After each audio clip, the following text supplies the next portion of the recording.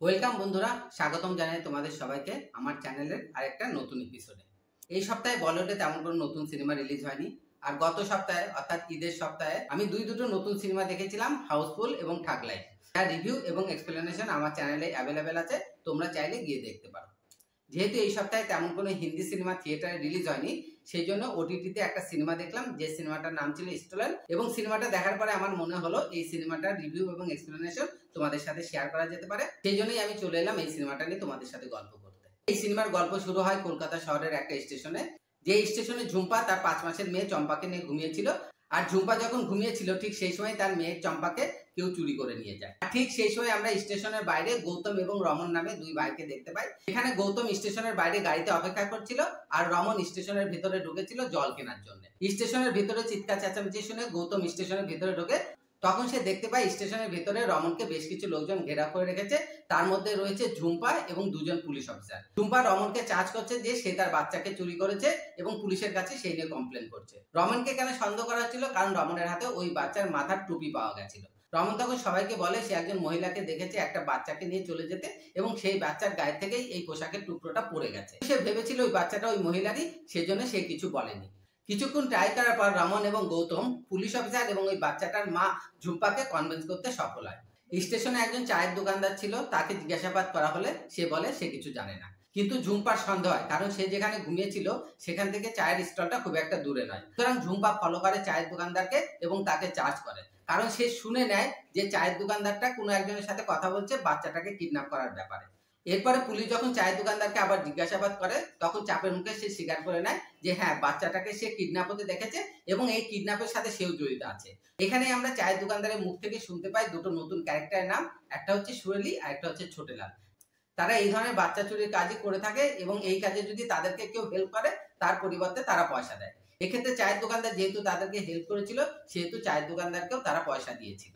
এরপরে সবাই মিলে সুরেলিকে খোঁজার উদ্দেশ্যে রওনা দেয়। গৌতম এবং রমেনকে পুলিশ তাদের সাথে যেতে বলে, কিন্তু গৌতম প্রথমে যেতে রাজি ছিল না। কিন্তু বাধ্য হয়ে গৌতম এবং রমেনকে তাদের সাথে যেতে হয়, কারণ রমন ছিল এই ঘটনার মূল সাক্ষী। সেই দেখেছিল বাচ্চাটাকে চুরি করে নিয়ে যেতে। পুলিশ যখন সুরেলির আস্তানায় পৌঁছে যায়, পুলিশকে দেখে সুরেলি সেখান থেকে পালানোর চেষ্টা করে এবং দুর্ভাগ্যবশত পালানোর সময় গৌতমের ছুড়ে দেওয়া একটা লাঠির আঘাতে সে একটা গর্তের মধ্যে পড়ে যায় এবং সেখানে সে মারা যায়। পুলিশ অবশ্য গৌতম এবং রমেনকে এর জন্য অ্যারেস্ট করে না, বরং তাদেরকে সাহায্য করে এবং বলে যে এই কেসটাকে আমরা সামলে নেব, আপনারা এখান থেকে চলে যান। গৌতম এবং রমেনের ব্যাপারে একটা কথা বলে রাখি, গৌতম এবং রমেন বাড়ি ফিরছিল এবং সেটা কি জন্য? সেটা ছিল অ্যাকচুয়ালি তাদের মায়ের বিয়ে। হ্যাঁ, আপনারা ঠিকই শুনেছেন, আমি বলছি যে গৌতম এবং রমেনের মায়ের বিয়ে, এবং সেই বিয়ে অ্যাটেন্ড করার জন্যই তারা বাড়ি ফিরছিল। এরপরে আমরা গৌতম এবং রমেনকে দেখতে পাই তারা গাড়ি নিয়ে নিজেদের বাড়ির উদ্দেশ্যে রওনা দিয়েছে, কিন্তু কিছু দূর যাওয়ার পরে আমরা দেখতে পাই তাদের গাড়ির মধ্যে ঝুম্পা লুকিয়ে আছে এবং সেটা রমেন জানতো। গৌতম রমেনের উপর চিৎকার করতে থাকে যে এই মহিলার বাচ্চার ব্যাপারে কেন সে নিজেকে ইনভলভ করছে। অ্যাকচুয়ালি গৌতমের চরিত্র ছিল একটু প্র্যাকটিক্যাল প্রকৃতির, আর রমেনের চরিত্রটা ছিল একটু ইমোশনাল প্রকৃতির। সেই জন্যই রমেন ঝুম্পাকে অ্যাভয়েড করতে পারছিল না এবং সেই ঝুম্পাকে সাহায্য করেছিল তাদের গাড়ির মধ্যে লুকিয়ে থাকার জন্য। কিন্তু ছোট ভাইকে তো একা ছেড়ে দেওয়া যাবে না, তাই বাধ্য হয়ে গৌতমও রাজি হয়ে যায় ঝুম্পাকে হেল্প করার জন্য। কিন্তু এরই মধ্যে তাদের অজান্তে এমন একটা ঘটনা ঘটে গেছে যার জন্য তাদেরকে যথেষ্ট বিপদের মুখে পড়তে হয়। আর সেই ঘটনাটা কি? স্টেশন চত্বরে যখন রমেনকে চার্জ করা হয়েছিল যে সে বাচ্চা চুরি করেছে, সেই ঘটনাটা ভিডিও করে সোশ্যাল মিডিয়াতে কেউ একজন ছেড়ে দিয়েছে। আর সেই ভিডিওটা মুহূর্তের মধ্যে ভাইরাল হয়ে গেছে, যেটা কিনা তাদের জানা ছিল না। পরের দিন সকালবেলায় যখন গৌতম, রমেন এবং ঝুম্পা একটা জায়গাতে গাড়ি দাঁড় করিয়ে চায় এবং জলের ব্যবস্থা করার চেষ্টা করতে থাকে, ঠিক সেই সময় সেখানকার কিছু লোক তাদেরকে আইডেন্টিফাই করে ফেলে এবং তখন তারা এটাই ভাবতে শুরু করে যে এই দুই ভাই বাচ্চা চুরির সাথে যুক্ত আছে। তখন সেখানে যত লোকজন ছিল সবাই মিলে দুই ভাইকে ধরার চেষ্টা করবে। সামহাউ গৌতম এবং রমেন গাড়িতে করে ঝুম্পাকে নিয়ে সেখান থেকে পালিয়ে আসতে সফল হবে। এখন প্রশ্ন হলো যে তারা যাবে কোথায়? কোথায় গিয়ে তারা ঝুম্পার বাচ্চাটাকে খুঁজবে? অ্যাকচুয়ালি সুরেলিকে যেখানে পাওয়া গেছিল সেখান থেকে কিছু হাসপাতালের কাগজ পাওয়া যায়, যে কাগজটা পেয়েছিল ঝুম্পা এবং রমন, গৌতমের ছোট ভাই। তারা কিন্তু সেই কাগজগুলো পুলিশকে না দিয়ে তারা নিজেদের কাছে রেখে দেয়। তারা এক প্রকার নিশ্চিত হয়ে যায় যে ওই হাসপাতালে গেলেই তারা সুরেলির পার্টনার ছোটেলালকে খুঁজে পাবে এবং তাদের বাচ্চার খোঁজ পাবে। সেই জন্যই তারা গাড়ি নিয়ে সেই হাসপাতালের উদ্দেশ্যে রওনা দেয়। কিন্তু তাদের পেছনে ততক্ষণে 4-500 লোক লেগে যাবে তাদেরকে ধরার জন্য, কারণ ততক্ষণে তারা সোশ্যাল মিডিয়াতে ভাইরাল হয়ে গেছে বাচ্চা চোর হিসাবে।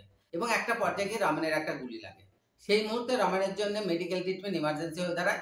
সো তারা তাদের গাড়ি নিয়ে একটা গ্রামের মধ্যে ঢুকে লুকিয়ে পড়ে। তারা একটা পৌর বাড়িতে গিয়ে আশ্রয় নেয়। সেই পৌর বাড়ির মধ্যে রমেনকে রেখে গৌতম এবং ঝুম্পা সাহায্যের জন্য বাইরে বেরিয়ে আসে। গৌতম যখন সাহায্যের জন্য বাইরে বেরিয়ে আসে, সে গ্রামবাসীদের হাতে ধরা পড়ে এবং গ্রামবাসীরা তাকে বাচ্চা চোরদের দলের একজন ভেবে প্রচন্ড মারধর করে। সে প্রায় মৃতপ্রায় হয়ে যায়। এরপরে পুলিশ এসে গৌতম, রামন এবং ঝুম্পাকে সেখান থেকে উদ্ধার করে। এরপরে গৌতম এবং রামনকে যখন অ্যাম্বুলেন্সে করে হাসপাতালে নিয়ে যাওয়া হচ্ছে, গৌতম তখন লক্ষ্য করে যে অ্যাম্বুলেন্সের ড্রাইভারের পোশাকে যে নামটা লেখা রয়েছে সেই নামটা হচ্ছে ছোটেলাল। গৌতমের তখন সন্দেহ হয় যে এই ড্রাইভার যে হাসপাতালে কাজ করে, অর্থাৎ তাদেরকে যে হাসপাতালে নিয়ে যাওয়া হচ্ছে সেই হাসপাতালে হয়তো ঝুম্পার মেয়ে চম্পার খোঁজ পাওয়া যেতে পারে। এরপরে রমেনকে অপারেশনের জন্য আইসিইউতে ভর্তি করা হয় এবং গৌতমকে রাখা হয় জেনারেল বেডে। গৌতম নিজের বেড থেকে বেরিয়ে এসে চুপি চুপি ছোটেলালকে ফলো করে এবং এখানেই সব রহস্যের সমাধান হয়ে যায়। আলটিমেটলি ব্যাপার যেটা ছিল, সুরেলি এবং ছোটেলাল ঝুম্পার মেয়ে চম্পাকে চুরি করে এই হাসপাতালে নিয়ে এসেছিল এবং এখান থেকে তারা বাচ্চাটাকে 2.5 লাখ টাকার বিনিময়ে বিক্রি করে দিয়েছিল। আর এই বাচ্চা বিক্রির চক্রের মধ্যে শুধুমাত্র সুরেলি এবং ছোটেলালই নয়, এই হাসপাতালেরই অনেক বড় বড় ডাক্তারও এর মধ্যে যুক্ত ছিল। অবশেষে গৌতমের তৎপরতায় ঝুম্পা তার মেয়ে চম্পাকে ফিরে পাবে এবং এই চক্র পুলিশের হাতে ধরা পড়বে। সিনেমার গল্প মোটামুটি এখানেই শেষ। তো বন্ধুরা, এই ছিল আমার সিনেমার এক্সপ্লেনেশন। এই সিনেমাটা যেহেতু ওটিটিতে অ্যাভেলেবেল, অ্যামাজন প্রাইমে সিনেমাটা অ্যাভেলেবেল আছে, আমি তোমাদেরকে এই সিনেমাটা দেখার জন্য অ্যাডভাইস করব না। আমি শুধু এইটুকুই বলবো, 1 ঘন্টা 35 মিনিটের এই সিনেমাটা তোমরা যদি একবার দেখতে বসো তাহলে সিনেমাটা শেষ না করে তোমরা উঠতে পারবে না। সিনেমাটা প্রথম থেকে শেষ পর্যন্ত টেনশন এবং সাসপেন্সে ভরা। এই সিনেমাটা দেখার পরে একটা জিনিস পরিষ্কার, বলিউডে বর্তমানে এমন কিছু নির্মাতা আছে যারা মনে করে একটা সিনেমার মধ্যে যত বেশি আর্টিস্ট মার্জ করা যাবে সিনেমাটা হয়তো তত ভালো হবে। একটা সিনেমার পেছনে যত বেশি ইনভেস্ট করা যাবে সিনেমাটা হয়তো ততটাই ভালো হবে। কিন্তু ব্যাপারটা যে একেবারে সেরকম নয়, সেটা হাউসফুল এবং ঠগ লাইফ আমাদের সামনে প্রমাণ করে দিয়েছে। আজকের দিনে দাঁড়িয়ে একটা ভালো সিনেমা, সেটা যে ধরনেরই হোক না কেন, love story, action story, drama story, family story, সেটার মধ্যে একটা জিনিসকে সব থেকে বেশি প্রাধান্য দিতে হবে, আর সেটা হচ্ছে সিনেমার গল্প। সিনেমার গল্প যদি ভালো না হয় তাহলে যত বড় স্টার আর যত বড় ইনভেস্টমেন্টই হোক না কেন সেই সিনেমা চলবে না। আর সিনেমার গল্প আর কন্টেন্ট যদি ভালো হয়, যত ছোট স্টারই হোক না কেন আর যত কম বাজেটেরই সিনেমা হোক না কেন, সেই সিনেমা দর্শককে অ্যাট্রাক্ট করবে। সেটা আরেকবার প্রমাণ করে দিল 1 ঘন্টা 35 মিনিটের এই সিনেমা, যার নাম স্টোলেন। সিনেমার অভিনেতাদের কথা একটু বলে দিই। সিনেমাতে যতগুলো ক্যারেক্টার আছে প্রত্যেকে পারফেক্টলি অভিনয় করেছে। সিনেমার যে মেন 3টে ক্যারেক্টার রয়েছে তার মধ্যে গৌতম চরিত্রে অভিষেক ব্যানার্জি জাস্ট ফাটিয়ে দিয়েছে।